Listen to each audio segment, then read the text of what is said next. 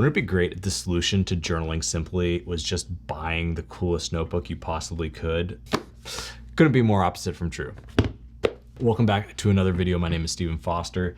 Today, I want to talk to you guys about how I started journaling consistently, what got me going, and then what kept me going, and the things I learned along the way. So right out of the gate, just here's the thing that actually got me to start journaling consistently. A little bit over a decade ago, I was working in tech, and I worked for several companies, some small businesses, medium startups. I started my career at Apple in tech, and then went back to Apple for a while, and then eventually left Silicon Valley altogether. But during sort of that in-between time for me, when I was working for some startups and smaller companies, I had a bad boss. That was the thing that got me to start journaling consistently. So the thing that I learned about having to report to or be in a work professional career environment with this other person, this person wasn't the person that hired me. I had been involved with this company for a little bit, and then they decided to reorg this entire department that I was in, and I ended up reporting to this one person who I did not report to for long, because eventually I got myself out of there very quickly. But gratefully, what I am very grateful for is that gave me the opportunity to journal through a challenge like that, a personal challenge, a professional challenge. I learned a lot about myself. I grew a lot. So what we'll talk about is, what was I actually journaling about while I was in this situation? What did I learn from that? And then I'll talk about kind of how my journaling evolved to what it is today. So I think the really good thing that came out of having this bad boss and eventually having to get away from this company and kind of find the next thing was that I learned the power of the lament. Lamenting and like writing a lament is very different than complaining. I was personally inspired to write a lamentation or a lamenting sort of journal from reading the Lamentations in the Bible. Also, a lot of the Psalms can kind of feel like this as well, along with some of like the Chronicles and stuff, like Ezra and Nehemiah come to mind immediately. And there's a clear difference, I think, between lamenting an outcome or a situation or a context versus like complaining about a person or a thing. One has authenticity and honesty, and the other one is actually, I think, like dishonest, because I think when you complain, you want someone else to fix the problem for you, or you're not even interested in necessarily finding what is within my sphere of control and ownership, what is in this person's sphere of ownership and control, and then like how are we going to reconcile that relationship, if the relationship can even be reconciled. Sometimes it can't be, and then that's an opportunity where you can say, oh, it's time to make my exodus from this place. So for me, this idea of lamenting in my journal was just picking up the journal every single day, writing down how I was feeling, like what it was like, and then really objectively like what was happening, right? Like, hey, is my boss asking me to do something that this person wouldn't do themselves? Are they maybe treating me differently than other people in the organization? Do I feel like I'm being spoken to in a way that is like degrading or demeaning to me? And if so, what is that thing? What is actually being said to me? Then I would start asking questions about myself, like what could I do better in the instance of like handling this person? I think this is where I really started getting a hold of the idea of magnanimity, that this person may be treating me poorly and expect me to show up to a meeting 3 minutes early every single time, but when they show up 10 minutes late or 20 minutes late to an hour-long meeting, rather than getting angry and frustrated about that, I could choose to be magnanimous about that and go, okay, hey, this is what this person's character is like, but that's not going to change my character. I'm not going to get frustrated by that or angry about that, but this thing is still happening. This dynamic is still happening where this person's holding an expectation of me, asking something of me that they won't do themselves. And ultimately that just allows you to forgive that person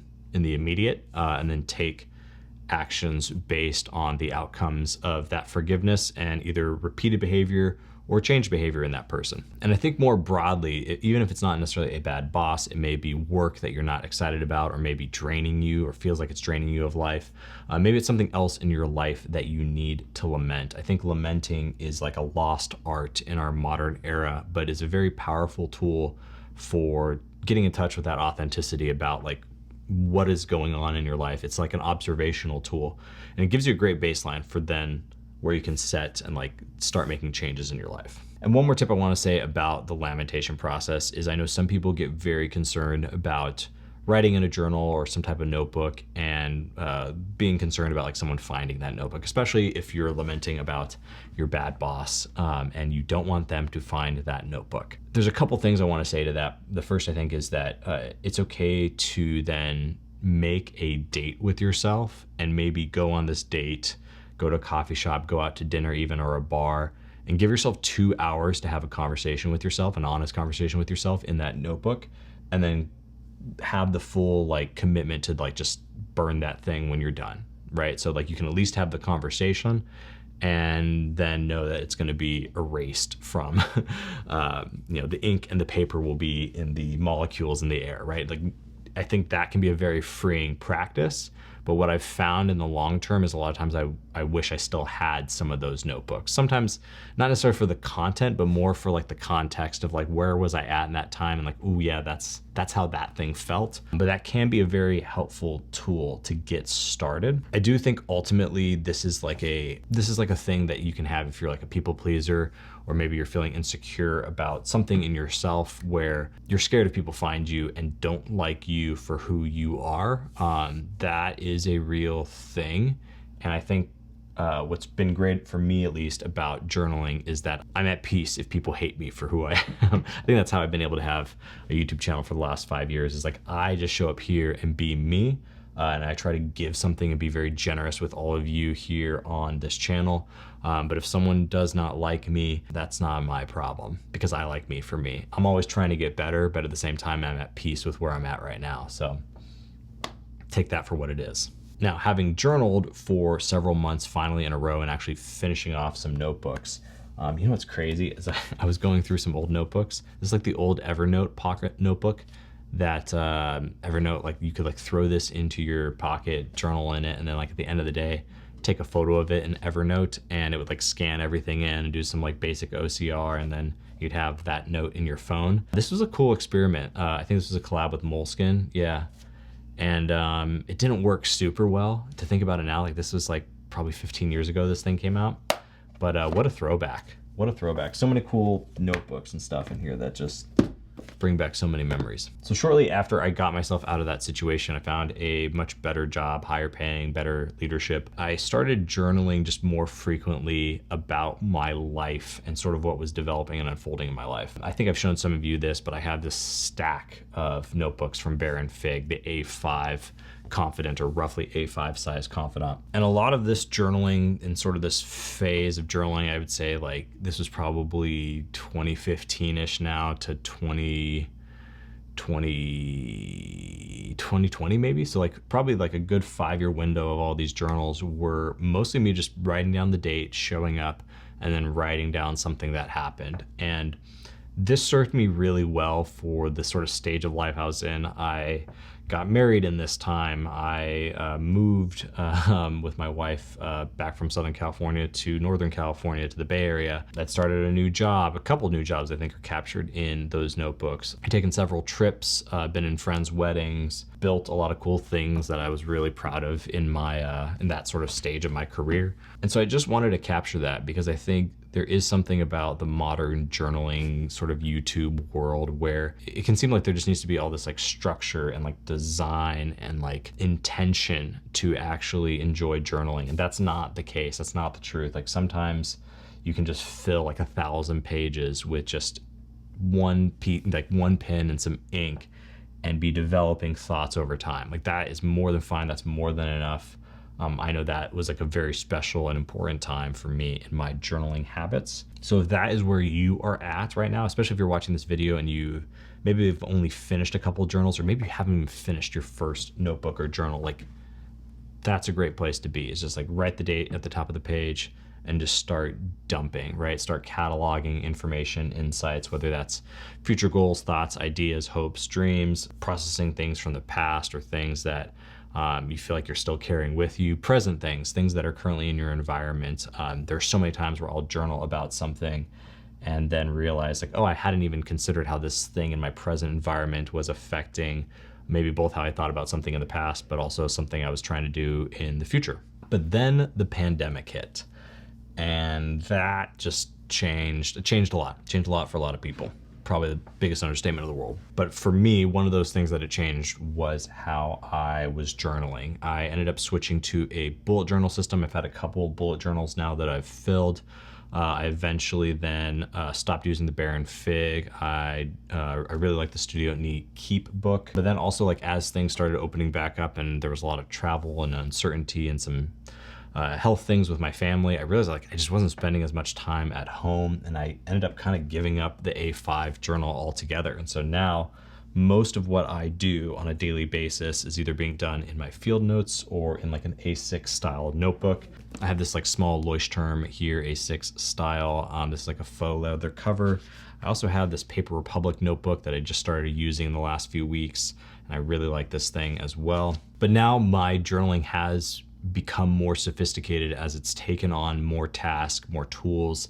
I think in the truest sense of the word, more applications. I made an entire video talking about the 10 different ways that my pocket notebook has replaced my phone. You can go watch that. I'll link it down below. But this is now where picking out the right tool or the right notebook has become more of like a clarity thing, I guess, right? Like I've gone through many iterations of A5 notebooks, and I've found what materials I like, what page styles I like. I'm personally a fan of the dot grid. And then when I moved over to like going all in on the A6 size, or like that pocketable notebook size, it became really fun because I already had the practice in me to fill a notebook quite easily, whether it was doing any one of those 10 things I mentioned in that previous video. I think a lot of those things are not rules to like stick to, but they're like things that like can guide me and invite me to filling a notebook. So for me, filling just dozens of notebooks now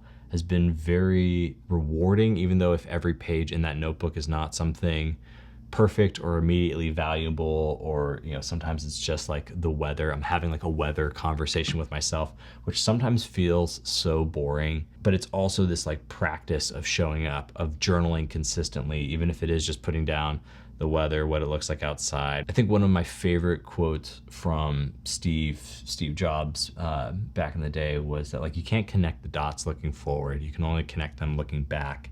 And for me, the thousands and thousands of pages I've filled over these dozens of notebooks are like little stars, like little constellation points that like you don't necessarily always know why something is important in the moment, but if you have a practice and habit of noting it and being observant and allowing yourself to keep those things, I think that's how you chart course for the things that you want in life.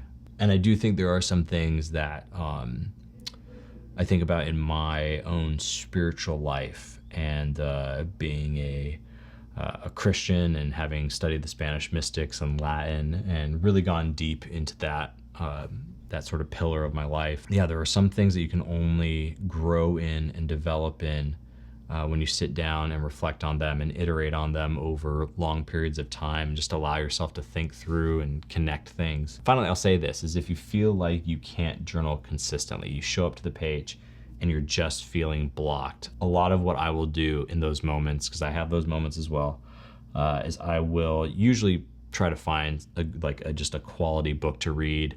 I'm a big fan of Thoreau's Walden. I have my Bibliotheca set back there. I'm reading Augustine's City of God right now, and I will just write down a few sentences that resonate from one of those books, any of those books, and give myself the practice of writing a timeless sentence onto my own paper with my own hand. And a lot of times I think that makes that just gets things going. And usually some of my favorite entries in my notebook begin with me just verbatim copying things out of other people's texts and then developing and evolving that idea for myself. Leave a comment down in the description below if there is something that got you journaling consistently, or if you just started journaling.